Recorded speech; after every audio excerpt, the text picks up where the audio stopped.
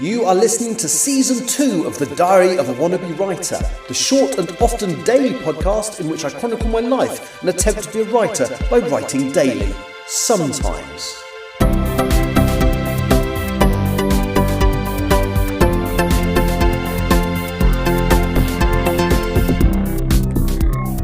Hello, today is Wednesday the 22nd of October 2025 and you are listening to The Diary of a Wannabe Writer, and I knew I wouldn't be doing any writing today. I've spent the day out with a friend in London basically, so we went to a National Trust property, I'm trying to say Robert Carlyle House, but I think Robert Carlyle is an actor, but it was I've forgotten his name, Stuart Carlyle. Anyway, he was the writer and philosopher who lived with his wife Jane in London, actually originally from Scotland. And it was really interesting. It was a gorgeous old house, and the people were very helpful and all that. But the thing I'm going to talk about today is sort of something that came out of the conversations with my friend. And again, I've never mentioned names on here, and I'm going to continue not to, because I tend to check with people before I put names on here. But my friend is basically just had a bit of a horrible time with a relationship, and it ended with ghosting, which is quite unpleasant. So someone she thought she was in a stable relationship with just suddenly ghosted her for no reason. And one of her friends suggested to her that she, because she didn't have the closure, and probably never will, of knowing what happened and what went on, of writing him a letter and then burning it, which I thought was a nice idea. And I sort of suggested to her that she ought to do it. And then recently, so this is going back to something that long-term listeners of this will know about. Last year, in, I think it was April, could have been May, but, it was May actually. Anyway, April, May. I deliberately don't remember the dates like this so that I don't get maudlin when the anniversaries come around. But last year, a friend of mine, a very good friend of mine, died very suddenly, and I had a huge crush on her. I thought she was absolutely wonderful, and I'd always liked her. She knew it, and a few weeks before, probably a month or two before she died, she sort of said to me, look, my life's very complicated at the moment. I've been half my life in London, half my life in Taipei, a lot going on, but when things settle down, we should go on that date you clearly would like to take me on, or words to that effect. And I was over the moon. It was just, it was really cool. And then not that long after that, and after I started doing the podcast, she very, very suddenly died. She had a stroke while she was in Taipei, and is no longer with us, unfortunately. I think, it was very, very sad. But I'd liked her for a very long time. And there was before the pandemic, there was a situation. So we both worked for an airline.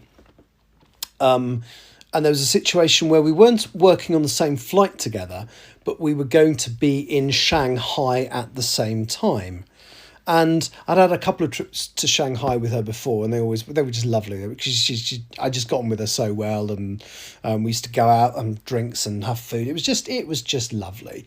Anyway, I think it was in 2019. I decided to write her a letter to tell her how I felt, and my plan was to do whatever we would do on that day when we overlapped in Shanghai, and hand her the letter at the end, and I never got to see her because, and I didn't know why at the time. I just messaged, can we catch up? Oh, no, too busy. And like, oh, great, thanks. I was a bit kind of nonplussed as to why she would do that. And then I kind of found out afterwards that her mother had a stroke, and she'd bought this electronic wheelchair, which she'd been told was absolutely fine to put in the hold of the aeroplane. And then something happened, and suddenly it wasn't fine for her to put in the hold of the aeroplane. So she had this expensive wheelchair that she now needed to get from Shanghai to London. And that's what she was doing on that day. So it's a perfectly valid reason for us not meeting up. But she was obviously in such a panic with what was going on. She didn't really take the time to explain that to me. So I never got to give the letter to her.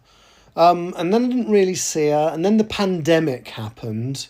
And then she got ill. She was very ill, but she recovered. And then, as I said, unfortunately, she passed away last year in April or May, whenever it was. And I recently found the letter that I wrote her because I'd never given it to her, and I think I'd kept it in the back of my head that maybe one day I'd say to her, I wrote this. I don't even remember what's in it, to be honest. And so I told my friend in London who was going to burn this letter to this chap who'd messed her around. I said, well, I've found this letter that I wrote for Penny. I said, I don't know what's in it, but I might do the same. I might actually, maybe it would give me the release to burn it. Not in a nasty way. I don't want to get rid of her memories and stuff. But this is going to overrun, sorry. But I kind of thought it would be a nice way of, well, not a nice way, but rather than just it sitting there forever, just, yeah. And when my friend said, well, why don't we burn them together? I thought, yeah, okay, that's nice. That's kind of bit of emotional support for each other. Very, very different reasons as to what happened, And then, so that's one of the things we did today. So we went out and we did the not Robert Carlyle, whoever his name was, the Carlyle House in London. We had a really nice match at a Japanese place. It's just a really nice day out as normal when I catch up with her. But then we did this little thing in her garden where we burnt the letters, and so it was kind of cathartic, and I kind of felt sad, but it was in a nice way. I thought maybe I'm letting go a little bit, and I couldn't remember what I'd written in the letter, if I'm totally honest. And it would have been very easy to open it and have a look, but I made the decision not to, because I kind of feel it was for her, not for me, and in a way, by kind of releasing it into the ether, by burning it like that, then if there is any truth to any kind of spirituality, then maybe it'll find her. That sounds really weird and pathetic, doesn't it? But that was kind of my thoughts, and that those words were for her and not for me. Now, I also remember when I wrote it, I bought a proper fountain pen, and it was watermarked paper because it was nice paper and stuff. And I also remembered that the first version of the letter I wrote, I made a couple of had to make a couple of writing errors and did crossings out and stuff. So I remember the one that ended up in the envelope was my second attempt to write it. Now, I also know that I kept the first attempt so that I could remember what I said to her. And so what I've kind of decided is I'm not going to look for it, but if I find that, then that's the universe telling me it's appropriate for me to read it. And if I never do, then that's the universe telling me that it wasn't. So yes, it was closure of sorts, and it was it was just a nice little moment. And I hope my friend got what she needed out of it. I think because she really liked him, this chap. So I think it's not gonna be the moment where she's suddenly able to rationalise it, but hopefully it'll help her start to go in the right direction. I hope so. She's got a lot else going on, bless her. So yes. So anyway, that was my day, a closure of sorts, which I think is what I'll probably call the podcast episode. Thank you for listening. Will I write tomorrow? I bloody hope so. I don't think I'm going to hit my word count target for the month, but do you know what? I don't care, as long as I write a sensible number, and I'll have done 20,000 plus, hopefully, maybe even 25,000 plus. So yeah. Anyway, thank you for bearing with me. I shall be back. This is a very late one, obviously, but I shall be back slightly early, hopefully tomorrow. Take care, thank you. You have been listening to The Diary of a Wannabe Writer. For more information about what I'm writing, go to linktr.ee/Richard Writes, capital R, capital W, where you can find details of my website and social media. I may see you there.